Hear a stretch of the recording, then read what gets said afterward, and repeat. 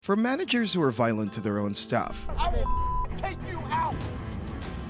If you ever I'm talking to you. You understand me? to bar staff attacking the bar rescue film crew.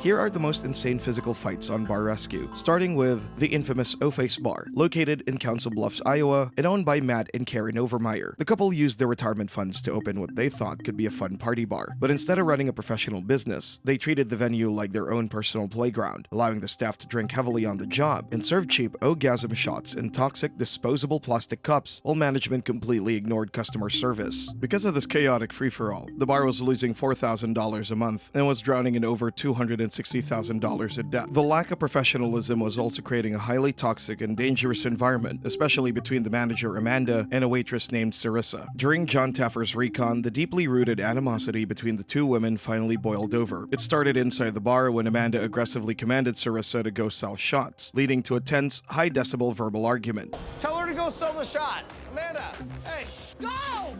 Sell the shots. Don't sit back here and bitch. Go sell them. That's how the bar owner acts.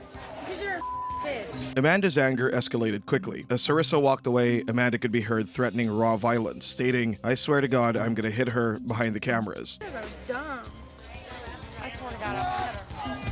Moments later, the verbal dispute spilled out the back door and onto the freezing exterior, on the concrete patio. This is where the confrontation turned physical, with the two women completely locking up in a violent scuffle. Stop being that way. Are you serious? Stop doing that then. Watching the sheer brutality unfold from his surveillance SUV, John Taffer was absolutely horrified. He immediately aborted his recon mission, threw open the car door, and sprinted across the parking lot toward the women, roaring at the top of his lungs to stop the assault. Oh, we got to fight. And they're really beating the hell out of each It's other. a full-blown cat fight. Russell, let's stop this. She's hitting her. Stop, what are you doing? By the time John reached them, the women were still violently wrestling. John, alongside his mixology expert Russell Davis and the bar security guard, had to pry Amanda and Sarissa apart before John got at Amanda's face, absolutely furious that a manager would physically assault her own server. Hold on. This is your bar. Wait a second. You're the manager of this bar. How dare you disrespect that girl? God. John then turned his unbridled rage toward the owners, Matt and Karen, who had slowly wandered outside. You have an employee beating her up. Her head hits that concrete. You're out of business. That's assault. If she got hurt, she could sue you. John completely shut down the operation for the night. However, the true shock came the very next day. While evaluating the bar security footage, John discovered that physical violence came from the top down when he uncovered video evidence of Matt, the owner, maliciously slapping an employee directly in the face. I will take you out. If you ever yell at my again, I'm talking to you. You understand me? Realizing that the owners were entirely complicit in the systemic physical abuse, John refused to move forward, telling the owners, How irresponsible you are. So here's the deal. I'm leaving. I am not rescuing your bar. My advice to you is this. As another human being, you need some help. And you need to pull your lives together, and then maybe you can save your business. While Oface Bar collapsed because of an utterly toxic staff and an abusive owner, the next bar on this list featured a physical altercation that involved John Taffer himself. Zanzibar was a massive 6,200 square foot billiards hall located in the heart of Denver, Colorado, owned by Ami Benari, a former soldier who had completed his service in the Israeli army. Ami opened the bar in 2009, hoping to live out his American dream in the entertainment business. At first, the bar was a major success, pulling in close to $38,000 a month. However, in 2011, a near-fatal car accident severely injured Ami, keeping him away from the business for an extended period. In his absence, the staff ran off the loyal customer base with terrible service. Desperate to cut costs upon his return, Ami fired his experienced workers and replaced them with a completely green, untrained staff while serving heavily discounted cheap drinks. By the time John Taffer arrived, the bar was losing thousands of dollars every month. I'm losing $2,000 to $3,000 a month. I don't think I'd be able to stay in business more than 6 months top. And the untrained staff was completely unprepared for the pressure of a real service environment. To expose the operational cracks, John packed the enormous billiards room for a high-capacity stress test. Predictably, the untrained kitchen staff utterly collapsed under the immense pressure, creating massive ticket times. Instead of selling complete checks, this guy is now running food out in pieces, because here's the other parts to both of those dishes. because he can only carry 2 plates at a time. 2 of the New Yorkers, anybody know where they go? Was there anything on the ticket? So you're gonna walk away without telling him where does the food go, Trisha? Following the disastrous service, John and his culinary expert, Chef Brian Duffy, gathered the entire team on the main bar floor for a brutal post-mortem evaluation. John aggressively called out Ami's catastrophic lack of leadership, highlighting how he abandoned his staff during the rush. My biggest disappointment lies with you. You too. I thought you came here to help me. Help What you you? do? You made This is the stress test. This is the night you show me how you are. Absolutely not. Instead of acting like a commander and taking accountability, Ami immediately became defensive. He approached John aggressively while pointing at him, saying, You should not humiliate this bar in front of the customers. This is totally wrong. and then maliciously targeted Chef Duffy with a highly personal insult. Who's in charge of the kitchen tonight? He and you. Mr. Fatboy. The deeply unprofessional insult instantly changed the atmosphere in the room. Chef Duffy, visibly shocked by the sheer disrespect, fired back. You had 6 checks. You had 6 checks. You entire kitchen. I have never in my entire Go back career. to your boss. Fat boy. Instead of diffusing the tension, Ami kept up the insults, referring to Chef Duffy as Fat Boy. John, infuriated by the insults being hurled at his expert chef, charged towards Ami in defense of Chef Duffy, calling Ami out. Entire Go back to career. your boss. Fat boy. You disrespectful son of a bitch. Don't punch me. But Ami was completely blinded by his own inherent rage. Without a second of hesitation, he raised both of his hands and forcefully shoved John Taffer squarely in the chest. This was an unprecedented escalation, an owner physically striking the host of the show. However, John did not flinch or retreat, as he instantly weaponized the aggression, stepping right back into Ami's physical space to establish absolute dominance. How dare you? Utterly disgusted by the violent assault and Ami's total lack of control, John immediately turned his back on the owner and stormed out of the building into the freezing Denver night, halting the entire operation. That guy is one of the biggest I've ever met. Good night.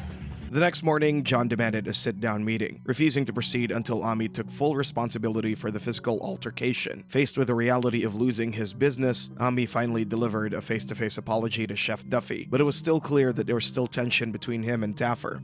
You either apologize or I leave.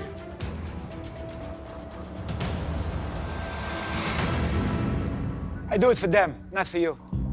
I'm sorry. I'm sorry. I was under a lot of pressure.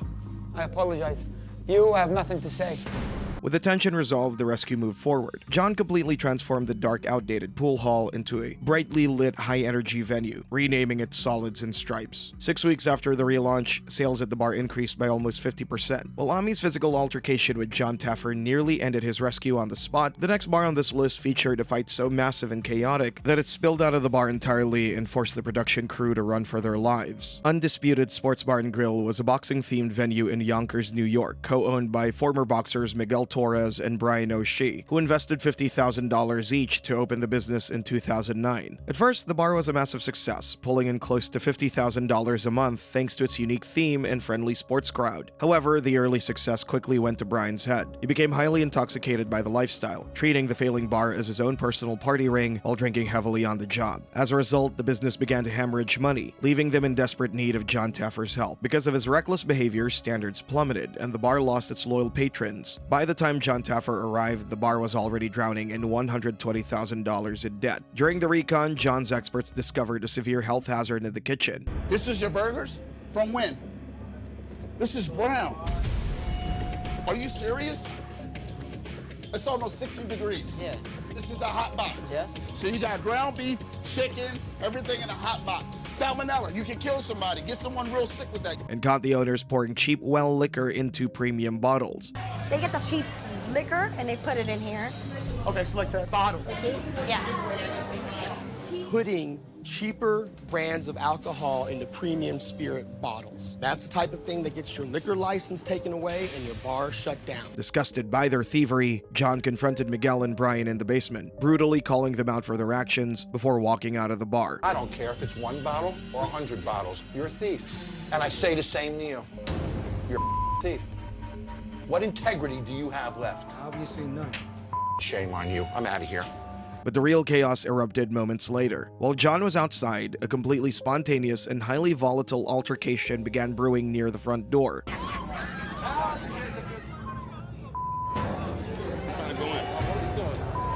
It's ridiculous. absolutely insane. Tensions were already boiling over when a male patron innocently asked Brian to buy him a drink, but that was enough to push Brian over the edge. Shut the up, how about that? This completely unhinged outburst acted as the spark that ignited the powder keg. The patron felt insulted and started moving toward Brian before another patron intercepted him, while another man was trying to hold Brian back. The bar instantly devolved into a massive multi-person mob riot.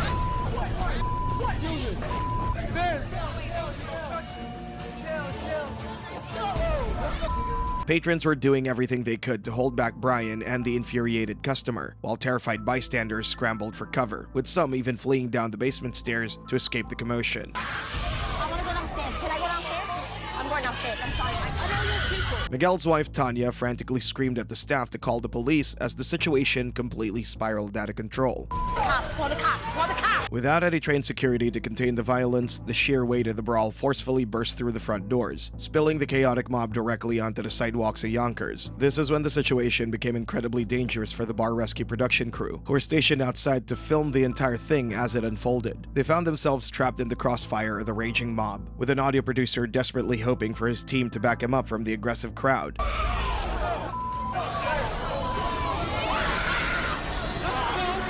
In the ensuing madness, the rest of the crew scrambled to protect themselves and their equipment as police sirens finally approached in the distance. The next day, John Taffer was absolutely livid as he brutally confronted the owners about the sheer lack of safety. Punched in the face. My cameraman got pushed.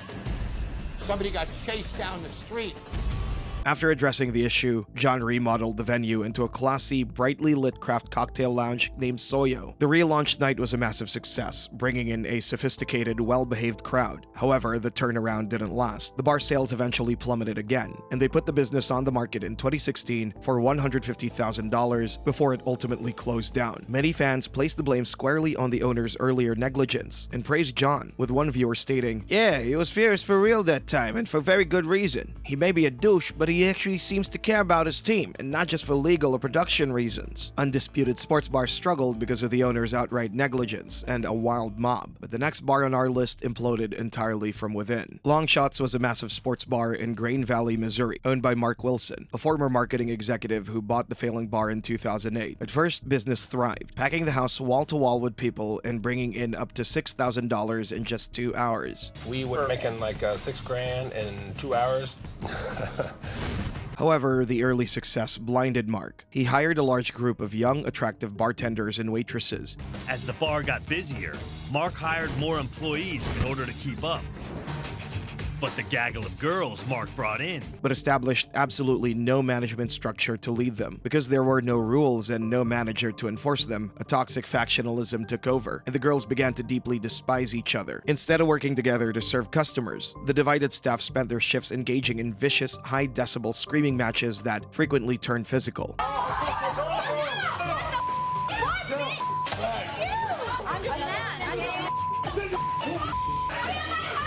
During recon, John showed his expert one of those explosive incidents caught on camera, where a fiery bartender named Keller completely lost her temper on the bar's patio.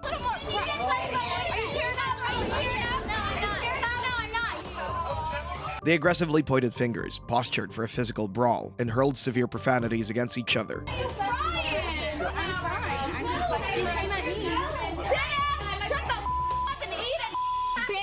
The raw aggression required immediate physical intervention. A large man had to step directly into the crossfire, physically separating the women and holding them before another man eventually carried Kelly out of the bar entirely. I can't believe she still works there. All while the stunned owner and paying customers watched the embarrassing spectacle unfold. Watching the surveillance footage from his SUV, John Taffer and his experts were utterly disgusted by the sheer violence, especially since Mark was exactly 2 weeks away from losing his home to the bank. Not an employee. This guy allows his staff to create a level of personal drama that is causing him to lose his house. Unable to watch the disaster continue, John walked into the building to bait Mark into confronting his staff. After John left, Mark, faced with the reality of losing everything, confronted his staff to know what they had said to John before he left. I've never slept with her. You're a liar. Don't call me a liar. I believe him. It didn't take long for the conversation to morph into a screaming match, and the chaos continued. Sit down right now. I'm not kidding anymore. He's everything with a pulse, and you're calling leaving me alone. I don't want to talk to you anymore. You know he's everybody on your It's staff. over. Listen to me. Let's grow up. What? Stop it, Keller. I need this.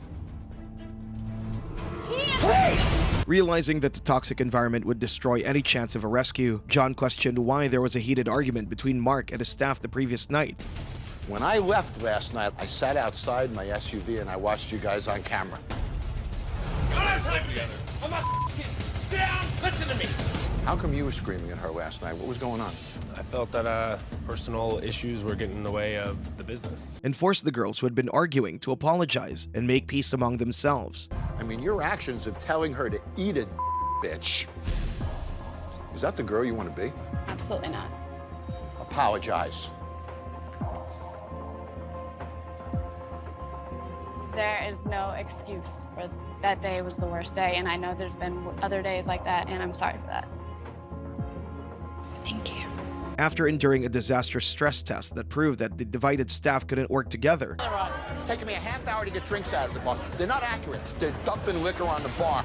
They're a mess. John called out Mark's bad management, and that was enough to give him the push to make the first step to running a successful bar, dropping the dead weight. Taylor, it's Mark. It's about 2 hours past the time you're supposed to be here. I have to let you know that we're no longer being in need of your services. I'm sorry, I have to let you go. Welcome to the bar biz, buddy.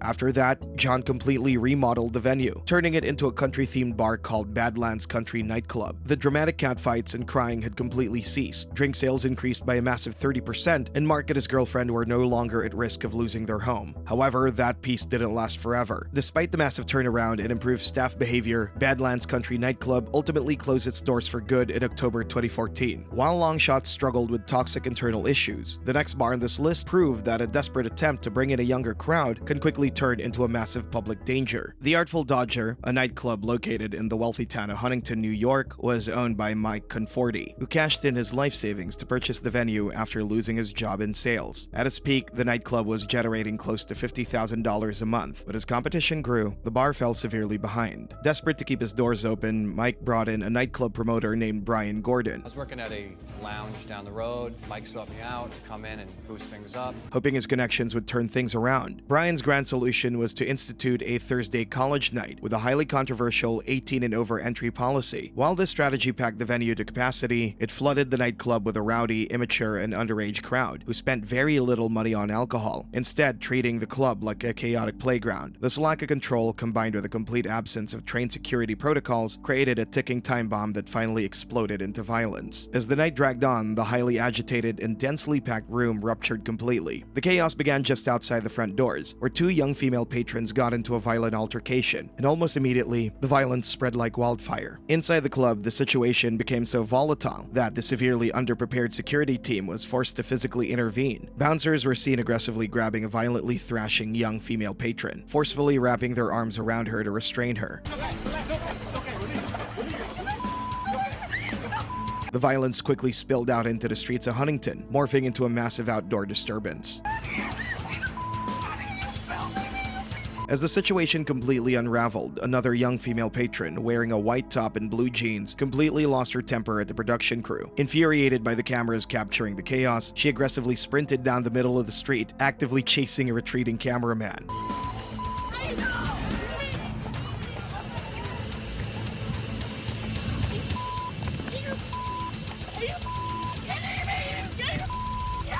This was a showcase of just how unsafe and legally disastrous the 18 and over crowd had truly become under Mike's reckless management.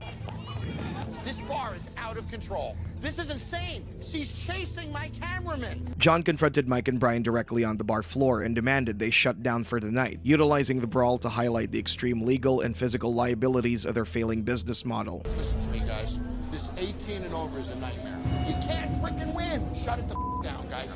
Bar's closed, guys. It was obvious that the bar needed a total reset. John decided to create a hidden speakeasy concept, and he renamed it P's and Q's Auto Body, disguising it as a fake repair shop. Oh my God!